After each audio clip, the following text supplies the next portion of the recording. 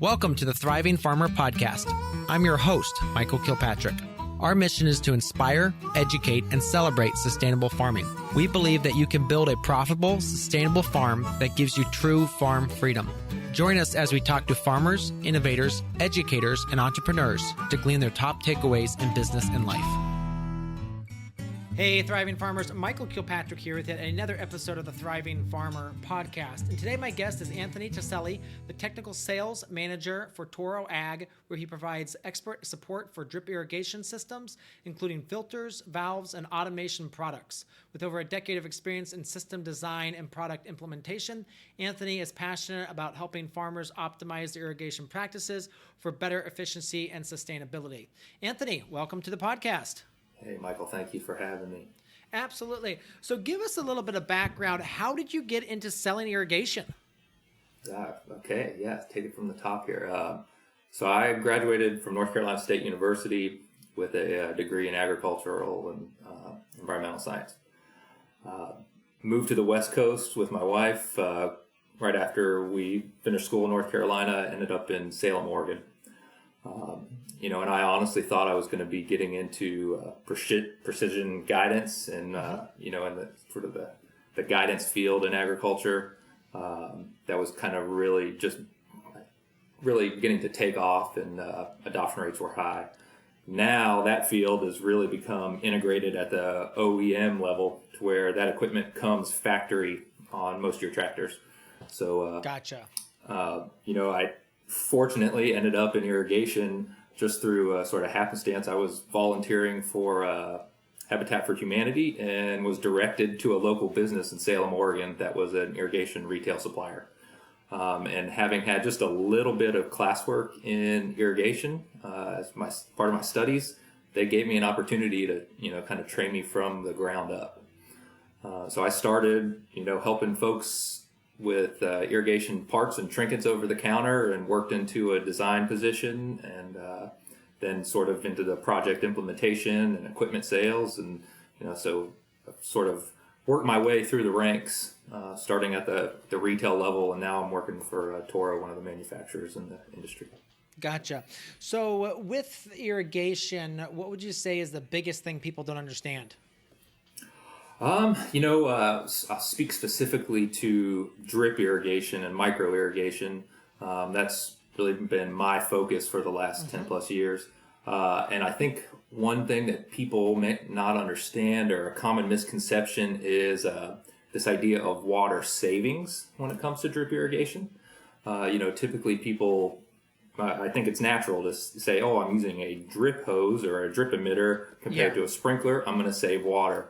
When in fact it's the amount of water used or required by the crop remains the same, right? But now we're applying it more efficiently and maybe covering more area at any one given time. But maybe it's not necessarily a reduction in water usage, but a more efficient application of the same amount of water. So your only difference would be the amount lost to evaporation, because I know sometimes small farmers, they have like a house well, and so maybe they have 6 gallons a minute, 7 gallons a minute.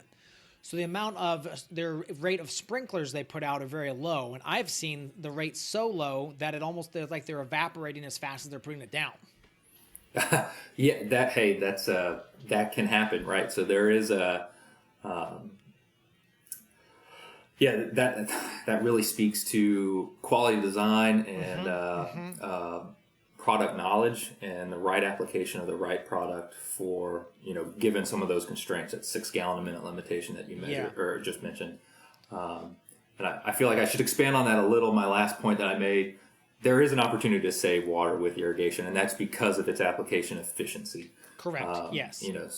So caveat on that, but the water consumption is still higher than most people anticipate. But what you're saying is you still got to put a heck of a lot of water on, and I think Chris Blanchard, who was a farmer and then a podcaster, unfortunately he has passed, I think one of the things he was known for saying is, hey, if you put the right amount of water on, it can actually mean the difference between doubling your crop, of literally having twice the amount. And I think a lot of us farmers who are on the East Coast, maybe in the Midwest, because we have rain, unlike California, we just don't have the amount we do. I think we're 43 to 45 inches a year.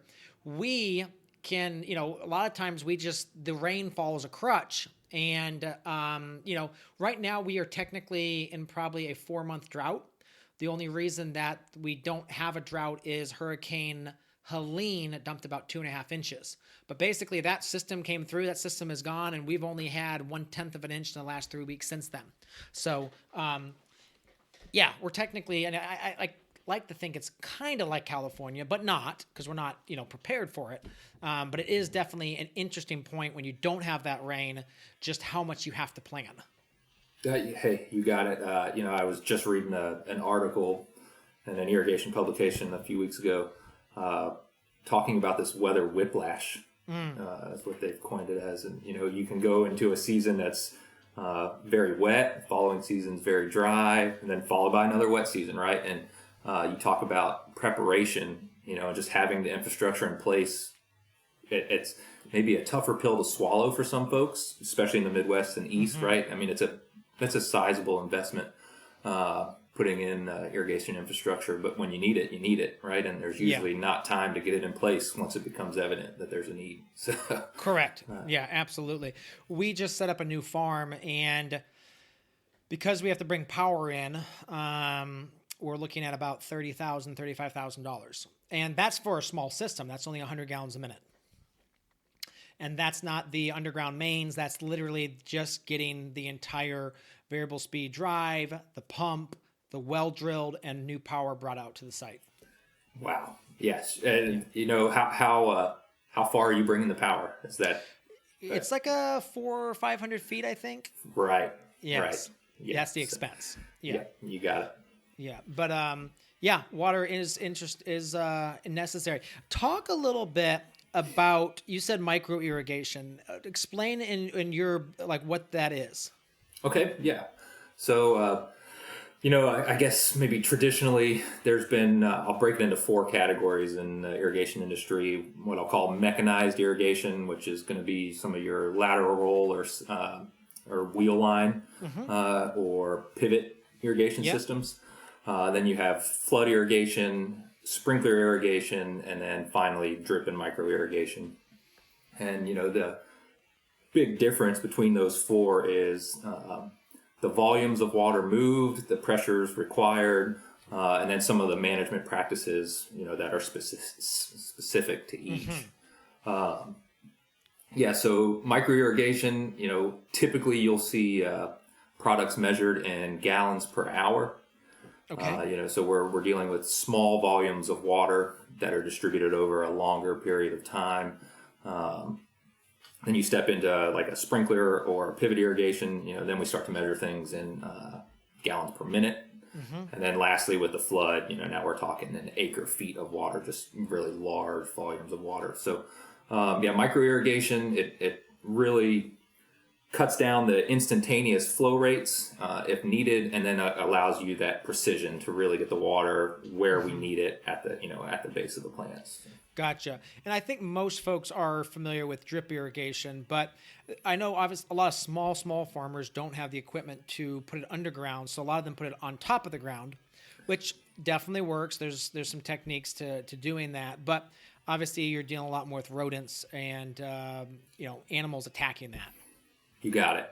Yeah. So I would say the industry, for the most part, all of the suppliers that are providing extruded products, the drip hose and the drip tapes, they offer a range of wall thicknesses for your drip tapes per se, or even in getting into a drip hose, which has an even heavier wall and is intended to last for years, multiple applications. Yeah. And to combat, just like you're saying, right? Different limitations. Some people have the ability to get it underground. Some people need to leave it on top of the ground. So, the idea is to provide a host of products to fit pretty specifically to the application. Yeah. Now, where is Toro manufactured? Is that worldwide? So Toro does have manufacturing worldwide. The Toro products sold for the Ag division in North America are manufactured in the U.S. And really? That's we have 3 manufacturing facilities across the U.S. One centrally located in Texas, Florida, and California. Okay. And that supplies both the U.S. and Mexico. So, we kind of hang our hat on that, right? Domestically made, U.S. made product. So. Yes. Okay. So then drip irrigation, the micro irrigation. So like the, something like a wobbler or a mega net, would that be considered micro, or is that moving into the sprinkler? That's a great question, and it's kind of a gray area because now you are getting down into these low volumes, right? Where you're talking, maybe a gallon a minute or even a little less in some applications. And so I would consider those a sprinkler. Okay. Yes, they technically are a sprinkler. Right. And they're typically, their design process is very similar to that of a traditional half-inch or three-quarter-inch sprinkler system. Yeah. So the same sort of considerations are made. It's really once you start getting down into some of the smaller sprays and jets that I would really start to separate them into the micro irrigation category. Gotcha. So that would be maybe like irrigation in a greenhouse, the little overhead misters, that stuff like that.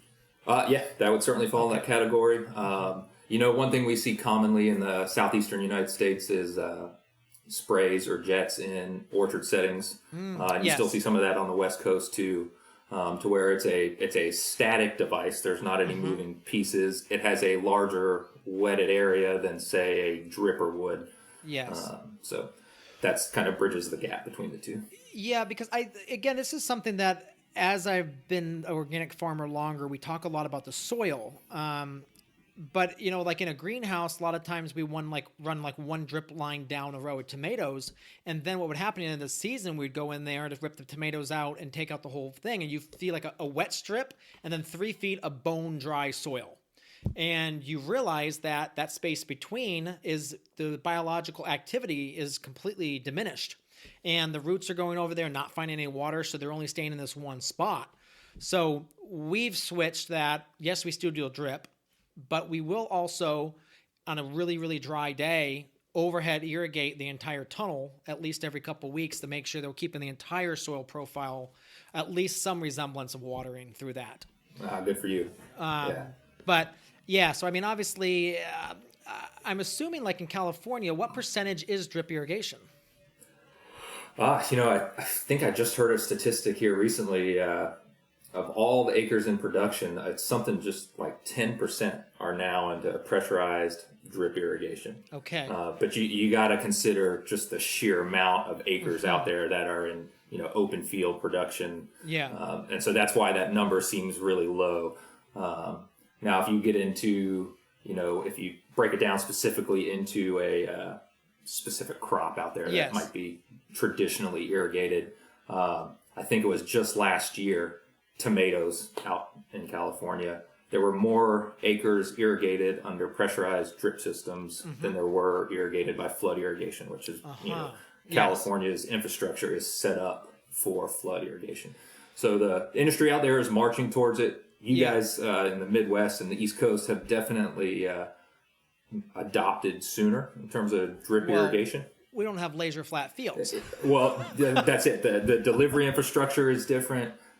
Just the shape and the topography drives some of that. And then, like you mentioned earlier, the rain, so putting in these massive infrastructure developments to supply it hasn't had the same sort of demand. Yeah, so I think some folks may not be familiar with flood, but flood is really where you actually do come in, laser level the field, and then you actually build these channels or dikes, or what do you call them? Furrows or dikes. Yeah, you got it. And then basically that floods the entire field, and that is incredibly water, uses a lot of water, correct? Correct. Just touch on it for a little bit, but it consumes a large amount of water. To play devil's advocate, it has a very low energy requirement, and if leveled correctly, can be pretty uniform, but it comes at a cost, right? Because we're using, a lot more water to achieve that goal. So. Yeah. Well, if you have it. Yeah, that's it. And, back to that weather whiplash, they've had it and then they have it and then they have it again, right? So, yes, exactly. Yes. Because I think, was it 2 years ago or last year, they were literally like basically a lot of acres were being left unplanted because they just didn't have the water. Right. Okay. Yeah. You got it. And then the cost out there, and across the West Coast and even into the desert Southwest, the cost of water can be exorbitant. Thousands of dollars per acre foot. So.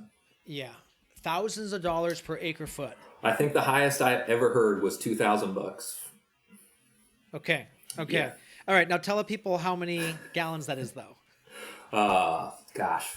Because it's 4,300 square feet, around 4,300 square feet, and it's an 325, 325,000, I want to say 850 gallons.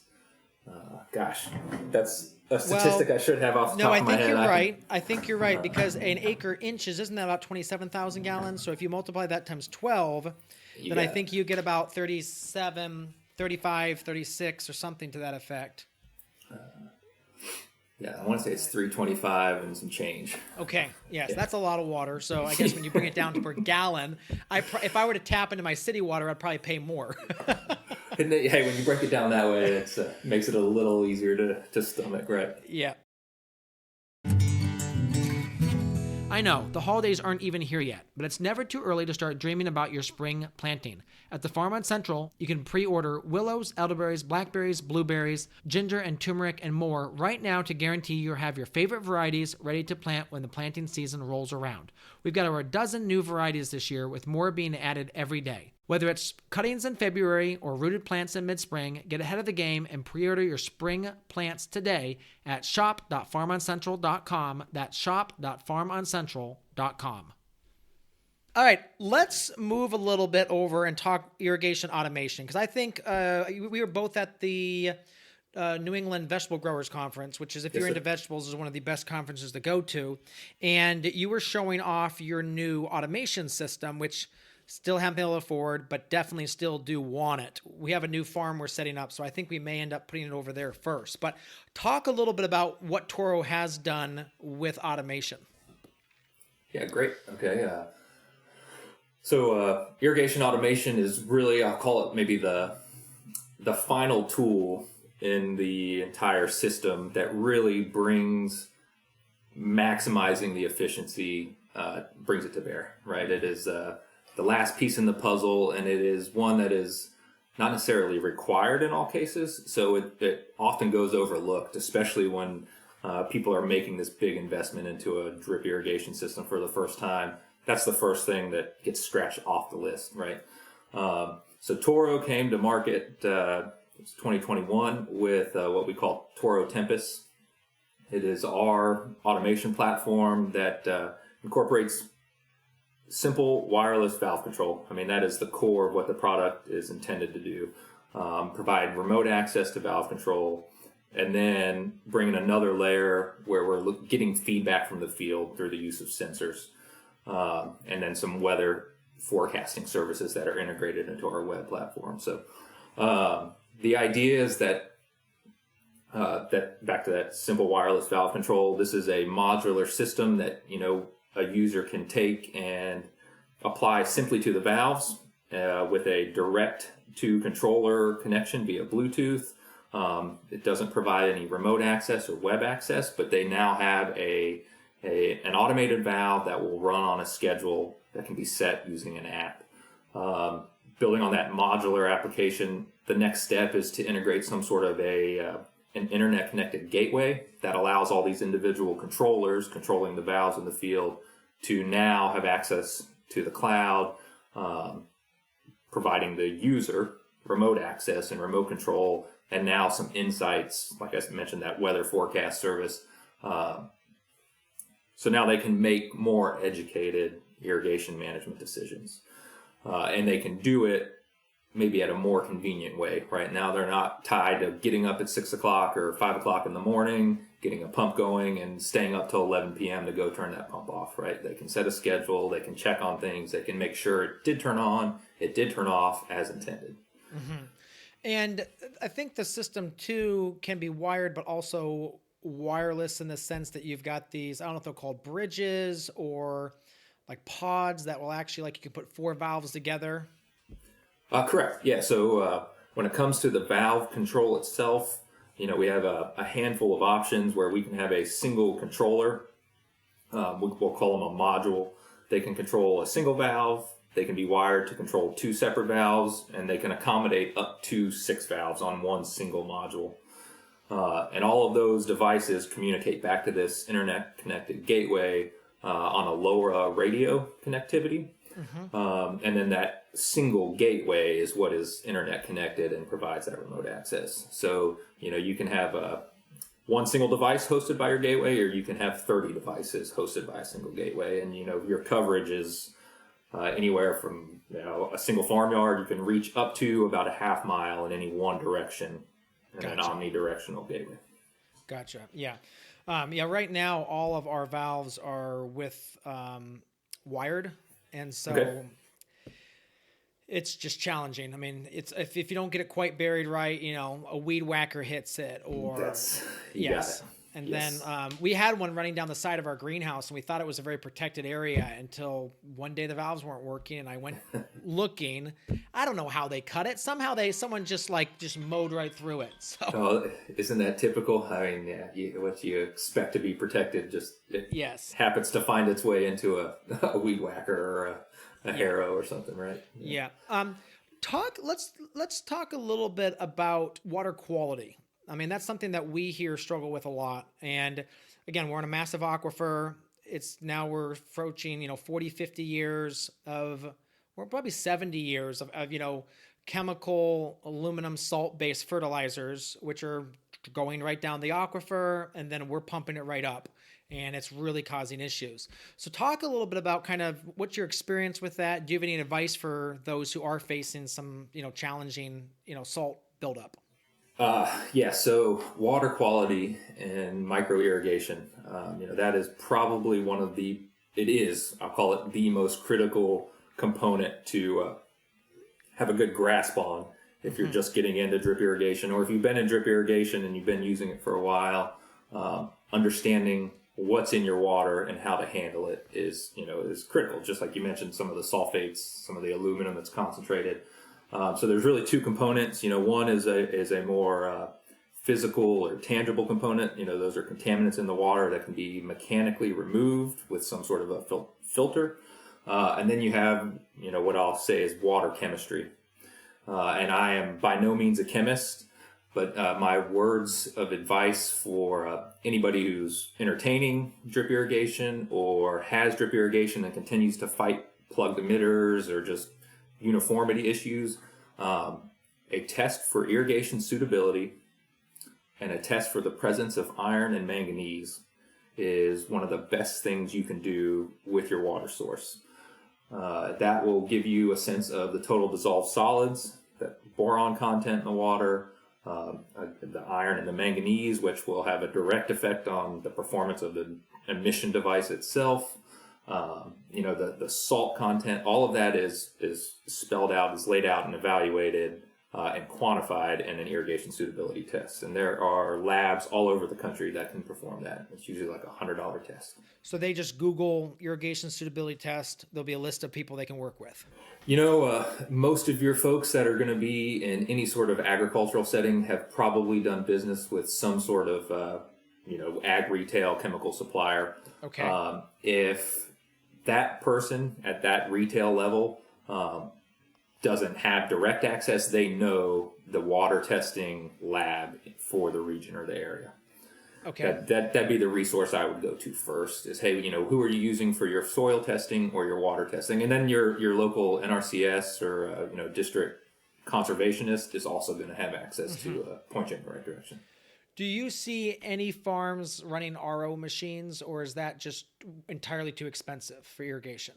I do. I see, I'll say some of the substrate farms that are out west, and some of the greenhouse operations, this urban farming where there's just a really high value per square foot where they can justify these costs of this kind of equipment. Hemp and cannabis industry, where again they have the value behind the crop to justify some of these costs.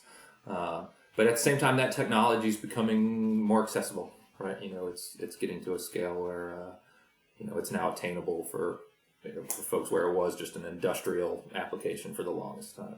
So you're saying that the cost of those systems are definitely coming down? Yeah, and then if you ask me how much or quantify it, I couldn't do that. But Okay. they're definitely becoming available at a smaller scale. I'll put it that way. Gotcha. Okay. So then you mentioned manganese. You mentioned iron. Are those things that build up in the system and actually cause your system problems? Yeah. So depending on a concentration of either one, the issues with both is how they precipitate. So when the system, once things dry and there's a collection of that compound, that is what leads to plugging issues. And so that's when you start to have performance problems with the irrigation system, to put it simply. Mm-hmm. Gotcha. Do you ever see problems with sodium or aluminum? Yes, certainly with your salts. You can definitely get issues there. All of those, I can't say all. I don't know if aluminum necessarily would be identified and quantified in an irrigation suitability test, but that test, in what it identifies, not only will tell you how concentrated those elements and compounds are in your water, but with that information, now you'll have insights on how the water is going to interact with any sort of materials you're injecting, any sort of fertilizers or cleaning products. There's cleaning agents that, back to the iron and the manganese, that you can inject on a continuous basis to help mitigate the problem. So, if for example, on your new farm, if you were stuck with a well, it was your only access to water, whether it be good or bad quality water, you got to deal with it, right? And so there are some chemical treatments that can make, iron-laden water usable, right? Yeah. It comes at a cost, but it makes it possible. Yeah, we have chlorides about 300 ppm over there, so I think we'll be okay, but it's not going to be fun. Yeah, it's not going to be fun. Anyway, yeah, it's the water around here is a bit of a challenge, and I just didn't, back in New York we had really good water. I mean, right. Really clean water because we were in the mountains and there was a lot of contamination. But here in Ohio, it's just it's corn country, corn and soy. So sure. A lot of it's going down. Talk a little bit about kind of like, is there any like upcoming innovation or changes coming that you guys are excited about? Toro at its core is an extrusion company, right? Our core product is our drip hose and our drip tape. The black tubing with the blue line is pretty well, known industry wide. It is that's our core. That's what we focus on, and as a result of that, Toro's engineering team and the ag group has continued to just try to innovate the emission devices in those products. So, while it's not a new widget, flashy or exciting, improving in our drip tape, how, back to water quality, how dirty can the water be and you still have an effective dripper. So we've made big improvements here in the last few years, and we continue to make improvements on how well our drippers perform with lower and lower filtration requirements, which is not intended to reduce the kind of filtration that's implemented. We still want people to follow similar practices and put in good filtration, but now they have a sort of a factor of reliability built into this dripper that even if something is compromised in your filtration, this thing is going to stand up and handle conditions it wasn't necessarily intended to. So we've got innovation coming down the pike in our drippers, both in our drip tapes and our drip hose. And then I think the big thing, maybe industry wide, is adoption and integration of new sensing technologies.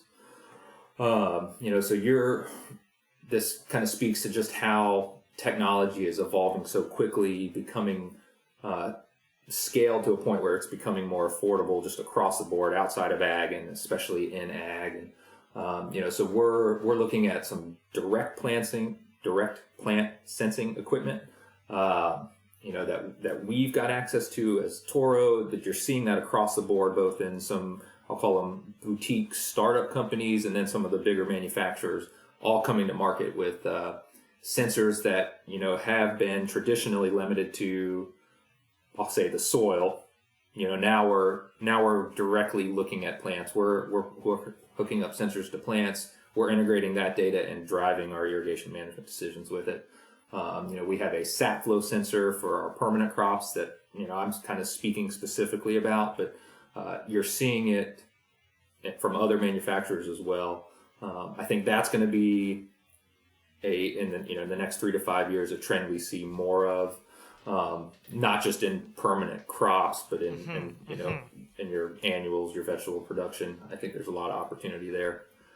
Okay, so like when you say permanent crops, you're talking about things like grapes, almonds, the bigger perennials? Yeah, you got it. Yeah. Okay, so this sensor actually is inside the tree and is telling you how much water, how much turgor pressure, I'm assuming is what it's measuring? So it's a sap flow sensor. Okay. And we're actually using, to break it down in its simplest form, measuring heat dissipation as it relates to the amount of activity in the xylem in terms of water transporting from the roots upwards. So obviously more activity in that portion, the sapwood portion of the tree, it's going to equate to more transpiration, more water consumption, and now we have the ability to be pretty specific, both with an understanding of the crop model and its modeled ET, and now with some specifics about an orchard or a stand of berries. What's going on specific to this field, right? Mm-hmm. How old is the crop? Where is it? What plants are we measuring, and where are they located? All of that drives I'll call it a very site-specific evapotranspiration number. And so we're getting this hyper-local water consumption value. So now we're just zeroing in on it, and that is the name of the game across the board with any of these sensors, is just dialing in the precision, right? Mm-hmm. Absolutely. That's really cool. So that's coming. There's other companies working on for even annual crops, you said. Yeah. The same company that we partnered with that sort of brought this technology to market. That's certainly on their long-term horizon. I'm sure there are others out there doing the same. Because imagine if you could dial in the water consumption in a stand of corn. That's going to be huge on such a global scale, or wheat even. Yeah. Now, I've noticed something too, and I don't think it's brand new technology, but where they actually put like a deeper irrigation, like not quite, I think it's more heavy duty than drip irrigation, but like maybe a foot or two down underneath cornfields. Yeah.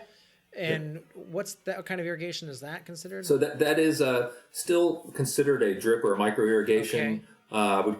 Would maybe break that into a subcategory that we call SDI, subsurface drip irrigation.